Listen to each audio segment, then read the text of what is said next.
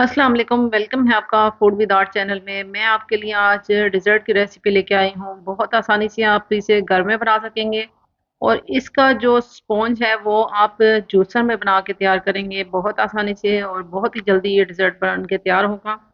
और आपने अगर किसी पार्टी में या आपने किसी दावत में ये रेडी करना है जल्दी से, तो इसे जूसर में बना के रेडी कीजिएगा बहुत आसानी से और बहुत ही झटपट बन जाने वाली ये रेसिपी है। इंशाल्लाह ये आपको ज़रूर पसंद आएगी।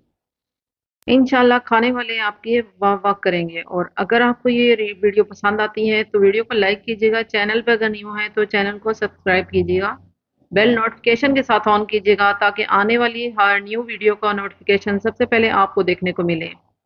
तो चले आइए रेसिपी स्टार्ट करते हैं। यहाँ पे सबसे पहले मैंने एक ट्रे ले ली है जिसपे मैंने केक बेक करना है, जिसमें हमने स्पॉन्ज बनाना है इस डिज़र्ट के लिए। तो उसको मैं ग्रीस कर रही हूँ बटर के साथ और थोड़ा सा मैदा मैं स्प्रिंकल कर दूंगी। चारों साइडों पे मैंने इसको डस्ट कर लेना है मैदे को।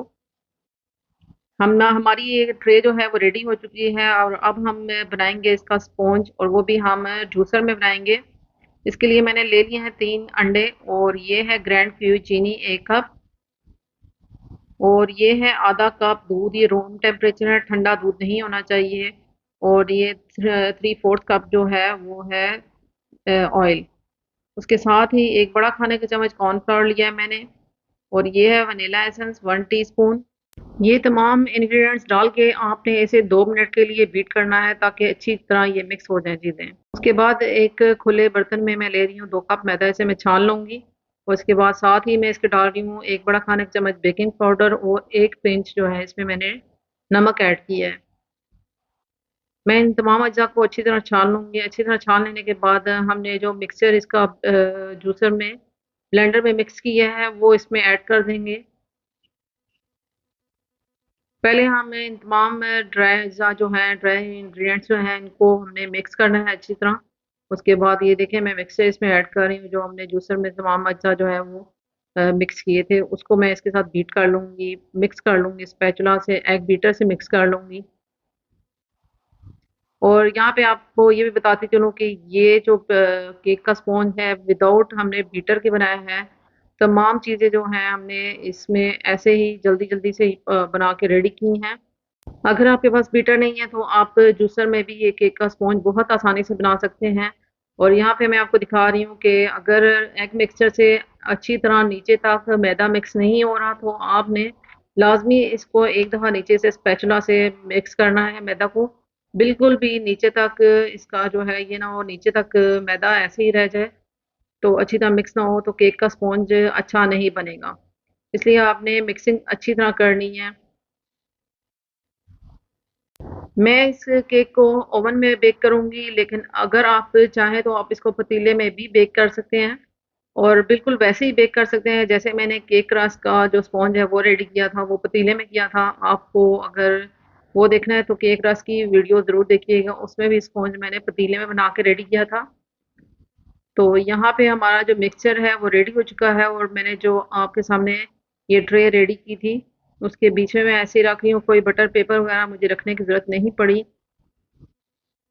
ऐसे ही इसे एक दो दफ़ा टैप टैप करें और इसे 20 मिनट के लिए आप रख दें ओवन में। बहुत अच्छे से ये दोनों साइडों से बेक हो चुका है और आप ऐसे एक पिन डाल के इसे चेक कर सकते हैं। अगर तो केक बेक नहीं हुआ होगा तो इसके साथ चिपकेगा।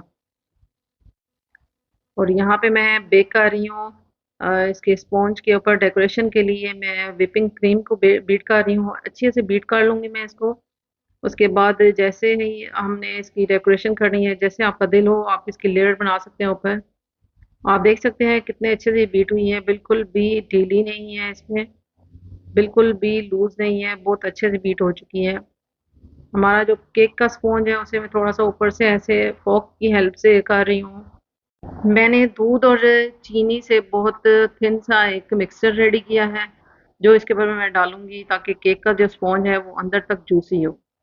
थोड़ा सा बच्चों को चॉकलेट वाला फ्लेवर चाहिए था तो मैंने यहाँ पे कप केक के जो है वो थोड़े से मिक्स करके डाल दिए हैं और ऊपर से अच्छी तरह इसको प्रेस कर रही हूँ।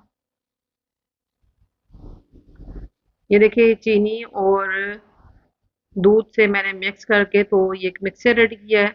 ताकि हम इस स्पॉन्ज पे डालें और ये जो स्पॉन्ज है वो अच्छी तरह अंदर तक जूसी बन जाए।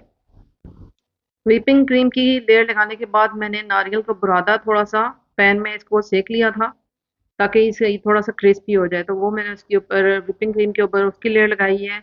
अब साइड पे भी मैं ऐसे इसको लगा रही हूँ, व्हिपिंग क्रीम से थोड़ा सा डिज़ाइन जो है वो डेकोरेट कर रही हूँ इस पे। बहुत ही आसान और बहुत ही झटपट बन जाने वाली ये डिज़र्ट की रेसिपी है। इसे ज़रूर ट्राई कीजिएगा और मुझे अपने कमेंट बॉक्स में ज़रूर बताइएगा कि आपको ये रेसिपी कैसी लगी है। बहुत ही आसानी से आप इसे जूसर में बना सकते हैं और अगर आपको दावत वगैरह में बहुत जल्दी बनाना है कुछ तो ये ज़रूर बना के ट्राई कीजिएगा। इसके ऊपर आप चॉकलेट की या कैरामल की टॉपिंग भी कर सकते हैं और बहुत आसानी से आप इसको ऐसे सर्व कर सकते हैं। इंशाल्लाह ये रेसिपी आपको ज़रूर पसंद आएगी। मिलूंगी एक नेक्स्ट वीडियो में नेक्स्ट रेसिपी के साथ। जब तक मुझे अपनी दुआओं में ज़रूर याद रखिएगा। Thanks for watching. अल्लाह हाफिज़।